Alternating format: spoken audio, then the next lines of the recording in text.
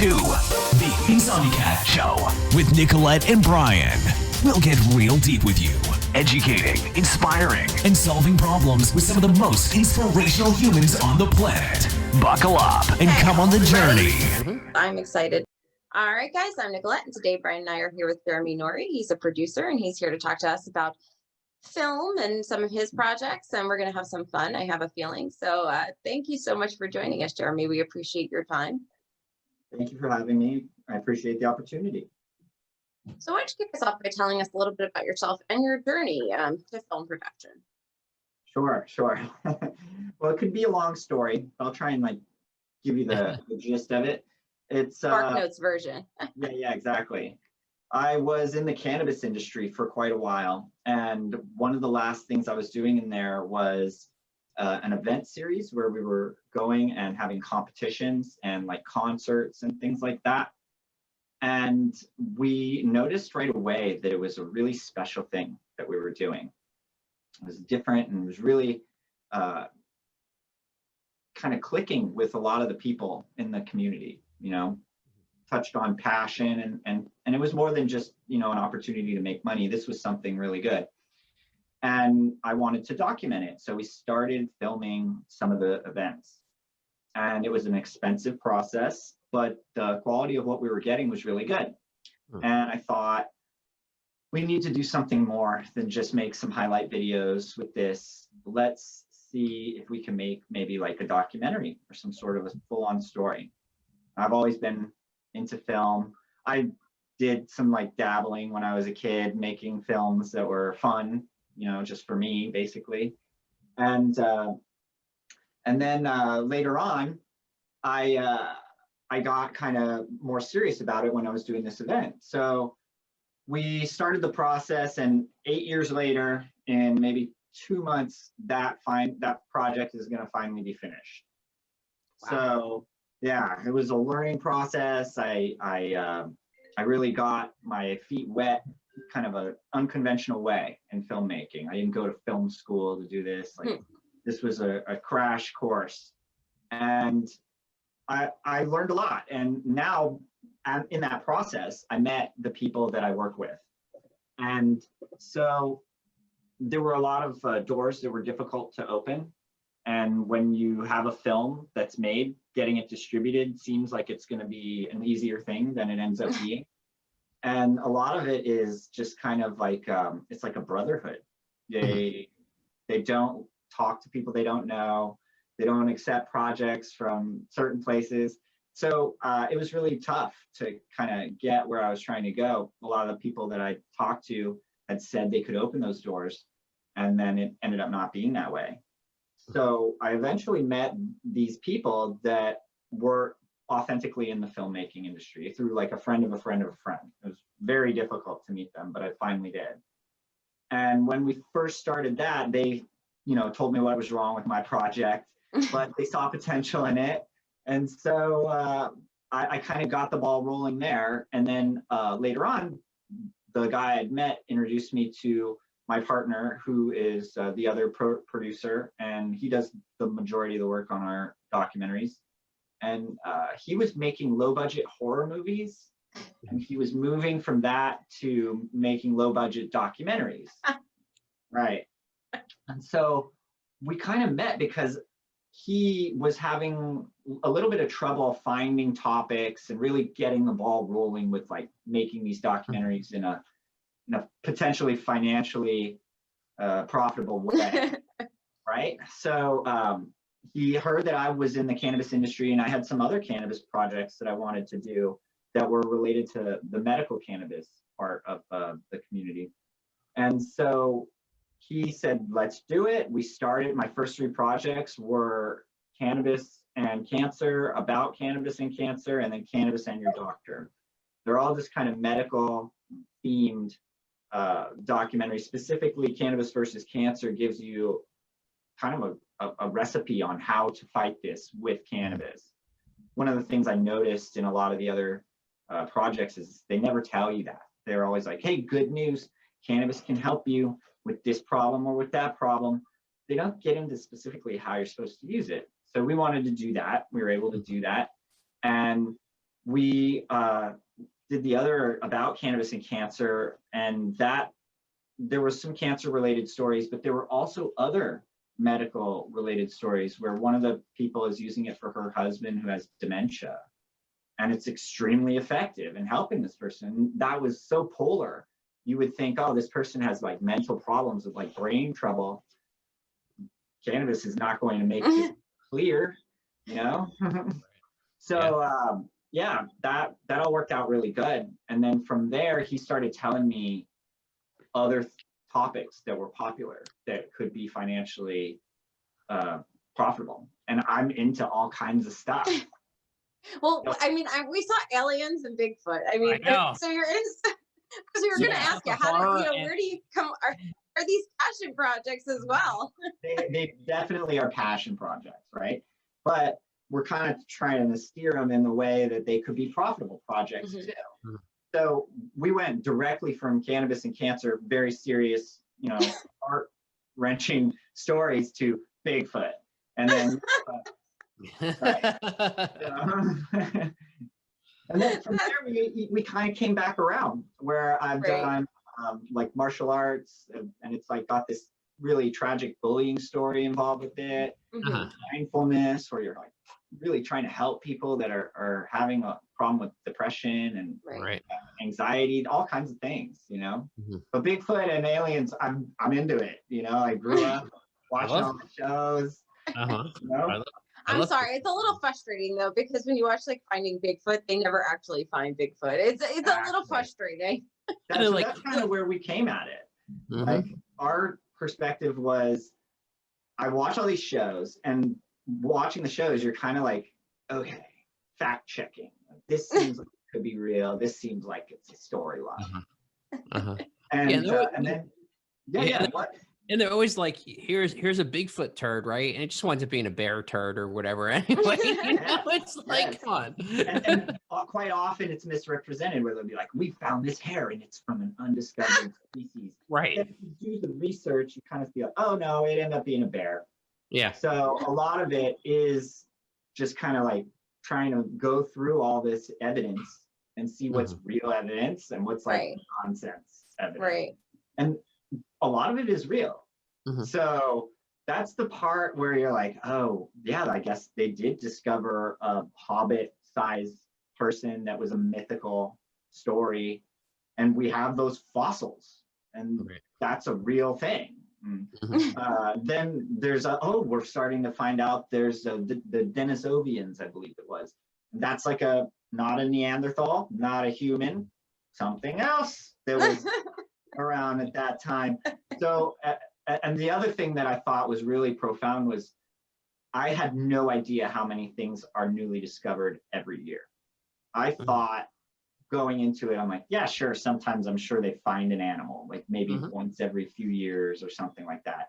No, thousands every year.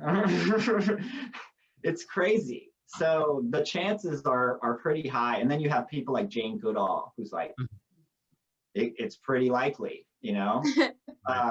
Those are the kind of things, that's the kind of evidence I like. The evidence where you kind of got something there, and it seems likely. The Native Americans had hundreds of names for Bigfoot, and But like you're talking about your partner that you're working with now, and you know, he was having trouble with topics and stuff, and we're really big into storytelling here, and obviously doing what you do, you know, storytelling is important because you're taking this story and trying to make it like visually entertaining, right? I mean, so like, where does storytelling come into that, and like how did you kind of mesh the two of you together to get that storytelling going? Sure. So he has a long history in the world of filmmaking. He's 25 years. He worked for Fox as an editor, like Fox Television. So he is very talented at editing, and the post-production work, he does all of it.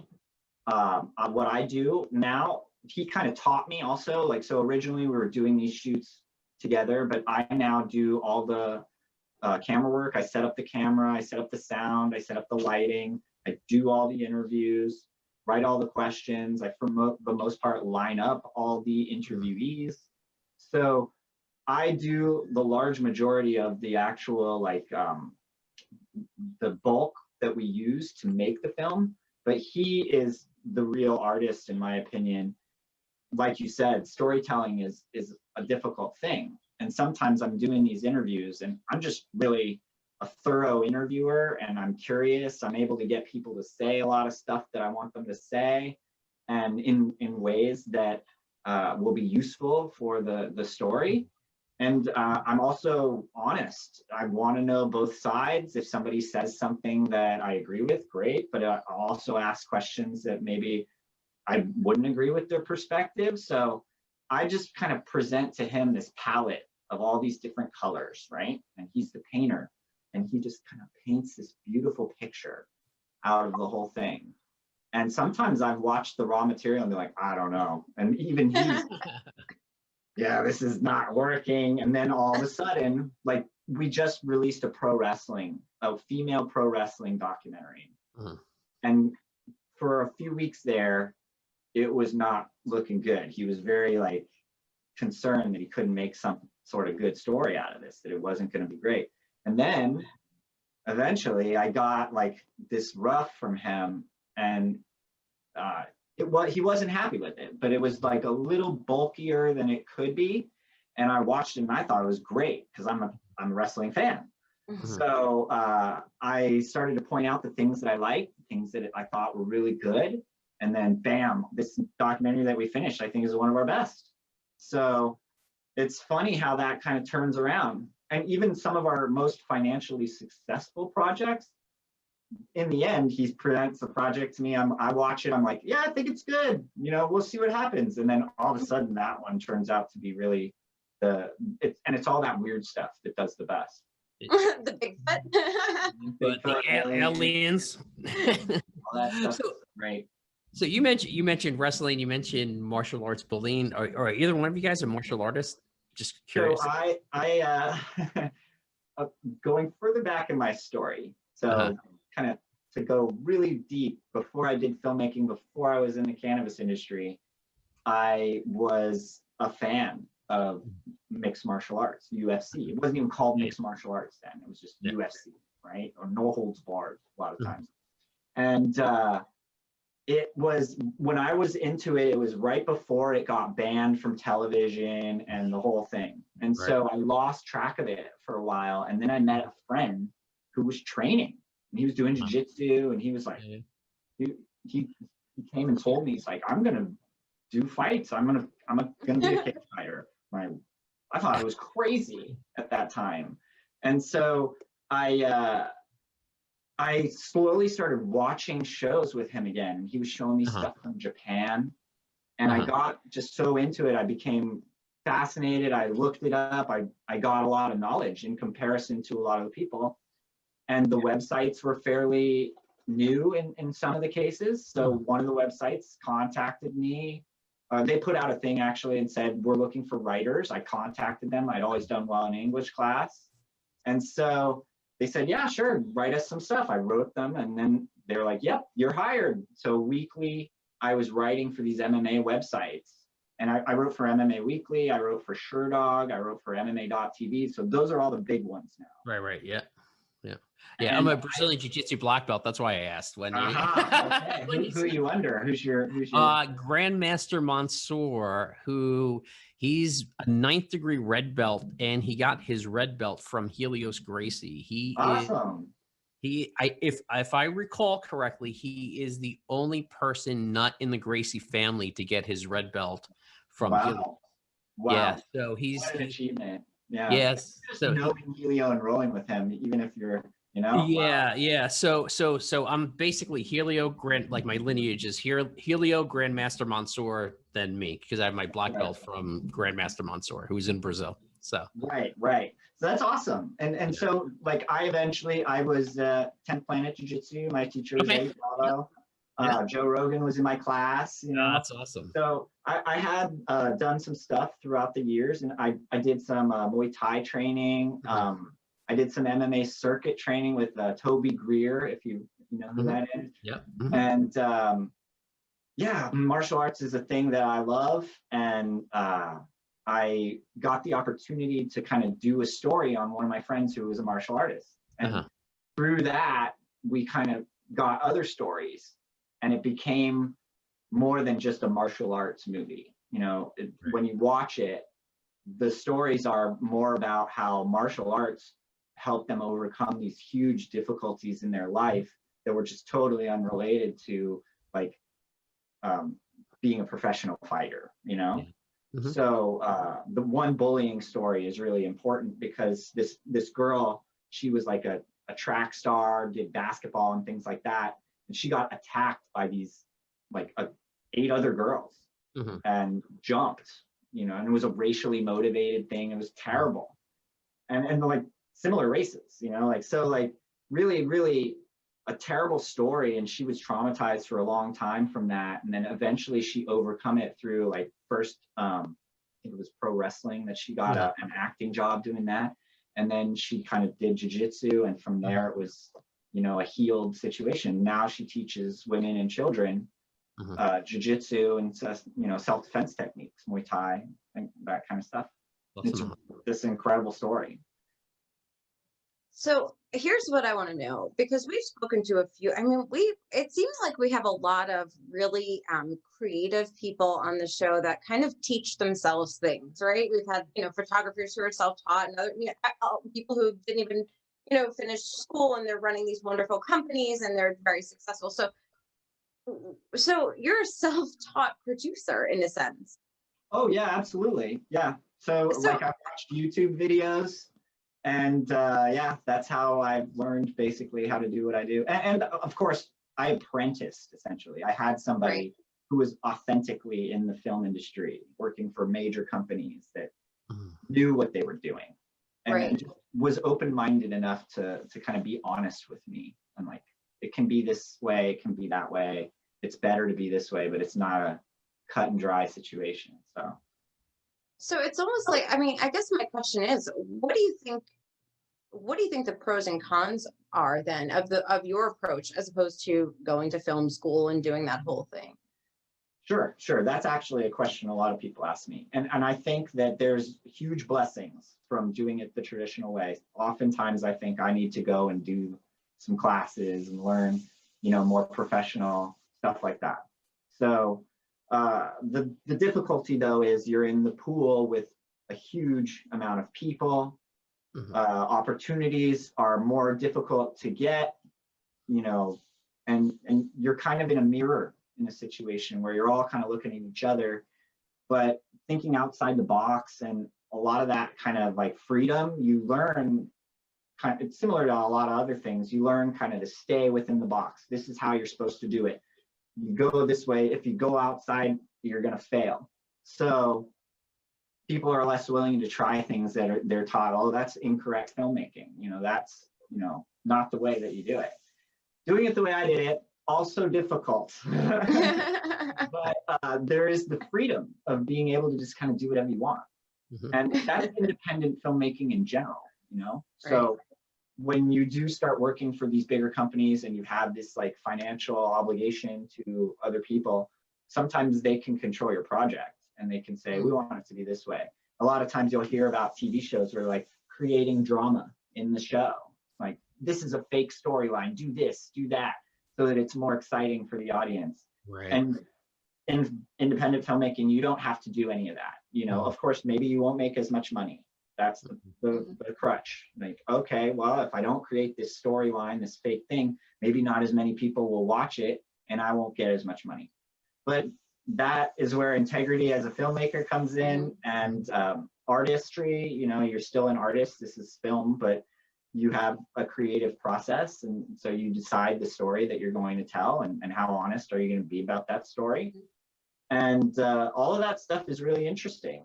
And I think for me, I prefer the potentially harder way of going about doing it, from just making your own project and then trying to get it in front of the right eyes, and then learning all sorts of things that you did wrong along the way. But for me, that's how I do things, you know. I learned the hard way. I put myself out there. I'll try things, and if I fail, I fail, you know. And if I succeed, then I you know, have this wonderful story. So That's awesome. I just find that so like I just find it really cool. Like that people are just getting really more hands-on with like, doing things. So I just found that very fascinating. That's awesome. Yeah, the world we live in now with YouTube and all these different places, it's really given the creative process a window for anyone to do this on an extraordinarily low budget.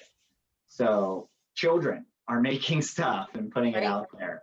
Right. And you could be an old man, somebody that dreamed about this or something, and you can Right. make your story. It's a wonderful thing. So what equipment did you start with? So I use a Sony 4K camera, but it's like around $1,500 right now. So not a terribly expensive thing. The lights, all my equipment, including my lights and microphone and everything, I'd say was less than 5,000. To get everything that I'm working with. Yeah, you see my. Awesome. Hi, baby. Oh, we gotta bring our dogs to our show next time. I'm jealous. I know. But yeah, it's easy. And there's a lot of stuff out there that you can use now that's great equipment. And, the stuff we're doing with this cheap equipment would be potentially greater than what you were able to do 10, 20 years ago with far more expensive equipment. Right. Absolutely. That's awesome.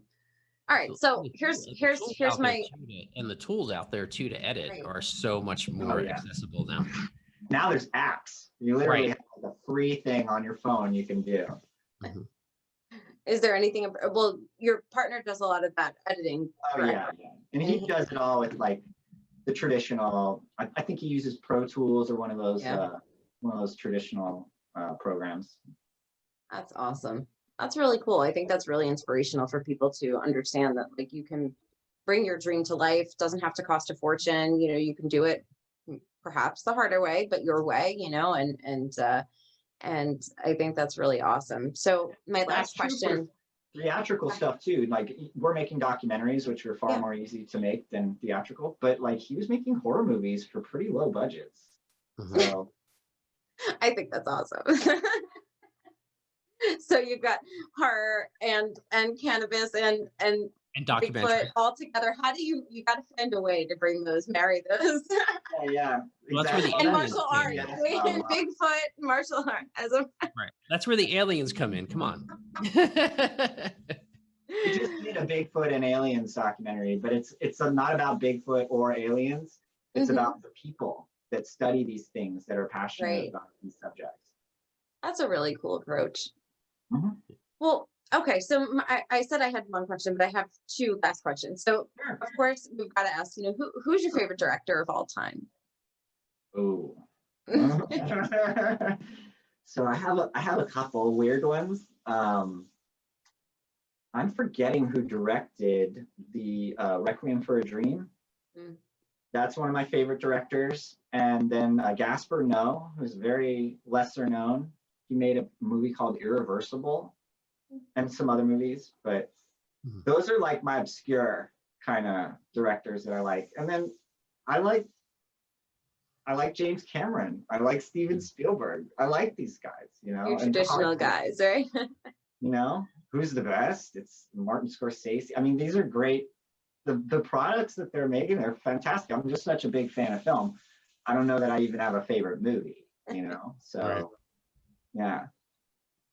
All right. And lastly, what would you say then are the key qualities of a good story then to bring into film?